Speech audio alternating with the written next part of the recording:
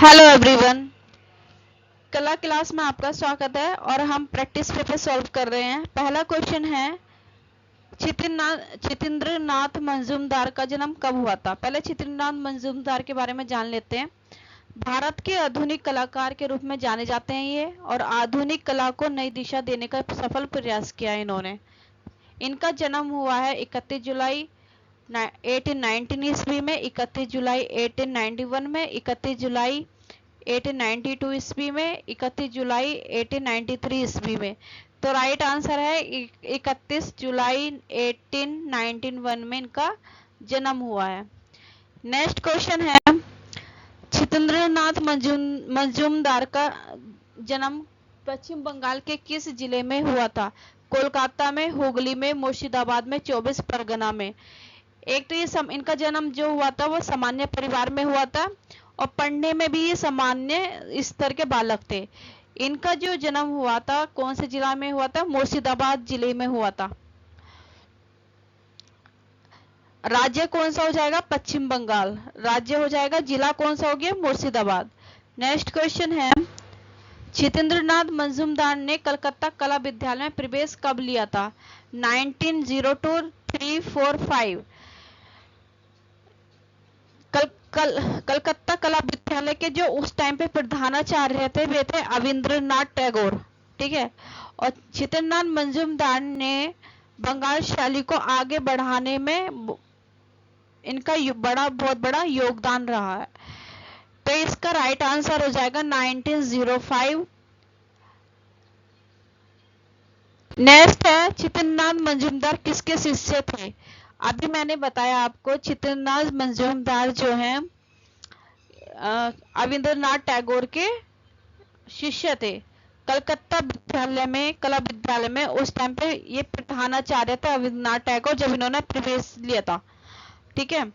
Next question है, 1911 ईस्वी में कलकत्ता के Indian society of oriental art की प्रदर्शनी में छितेंद्रनाथ मंजूमदार के कुल कितने चित्र शामिल किए गए थे। तो इसका राइट आंसर है बी, 7 चित्र। नेक्स्ट क्वेश्चन है, छितेंद्रनाथ मंजूमदार ने विद्यार्थी जीवन में पहला कौन सा चित्र बनाया था। बुद्ध की तपस्या, वृद्ध की तपस्या, बालक ध्रुव की तपस्या, इनमें से कोई नहीं।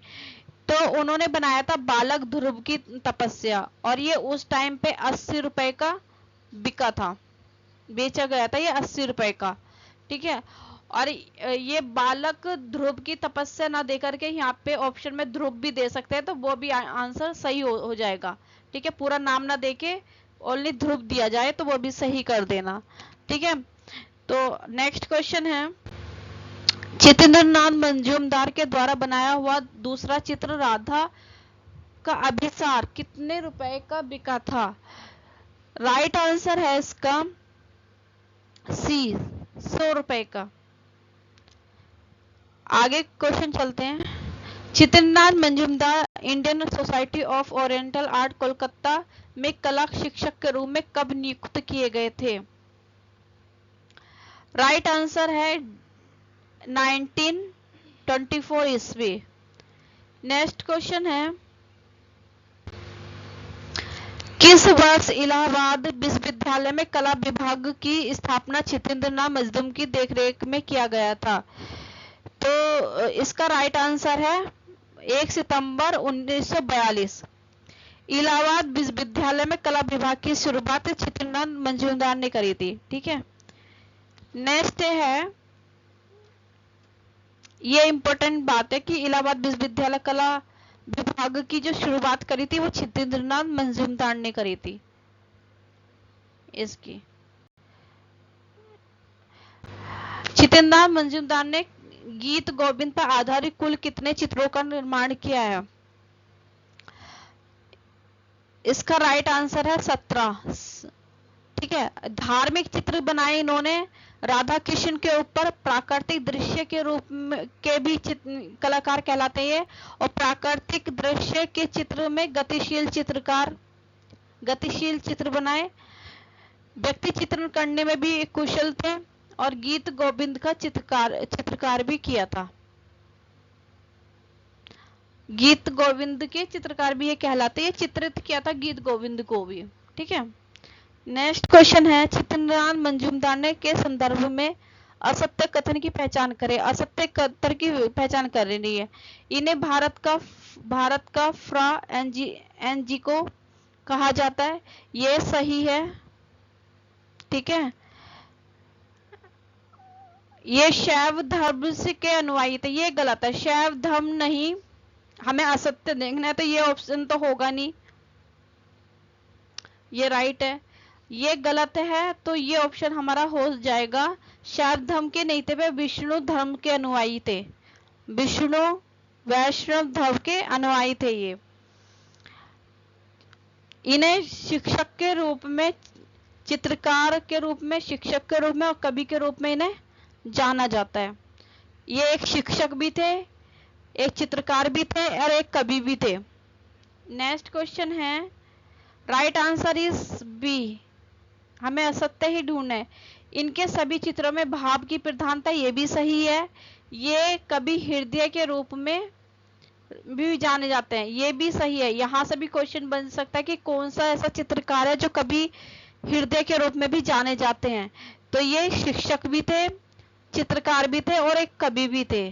ठीक है, नेक्स्ट क्वेश्चन है, चित्रेंद्रनाथ मंजूमदार ने 1952 में भेटत राधा श्याम तवालही चित्र किस माध्यम में चित्रित किया गया था। तो ये चित्र किया था जल रंग में। जल रंग में ये क्योंकि ये रविंद्रनाथ टैगोर के क्या थे, शिष्य थे, और रविंद्रनाथ टैगोर ने जल रंग तकनीक तथा वॉश पद्धति का महारत हासिल की हुई थी और ये इनके शिष्य थे, तो उन्होंने जल रंग में चित्रण किया था। ये भेटत राधा श्याम, ये किसने चित्रित किया, चित्रेंद्रनाथ मंजूमदार ने। ये यहाँ से भी क्वेश्चन बन सकता है। और कब किया था, ये सन भी दिया हुआ है तो सन, यहाँ से भी क्वेश्चन बन सकता है। 1 2 3 तीन क्वेश्चन बन सकते हैं यहाँ पर।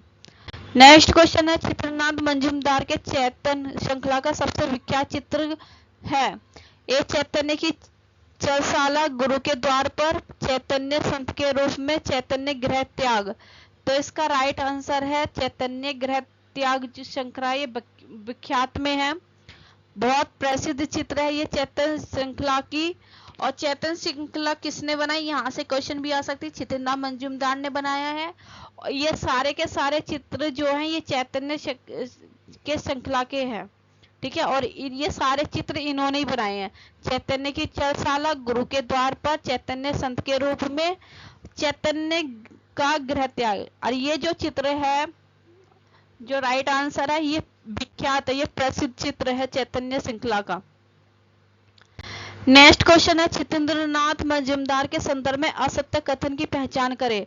श्री रूप गोस्वामी और मीरा कागज पर जल रंग द्वारा बना है, ये गलत है। यहाँ पे गोस्वामी की जगह यहाँ पे कृष्ण आएगा, गोस्वामी की जगह यहाँ पे कृष्ण आएगा।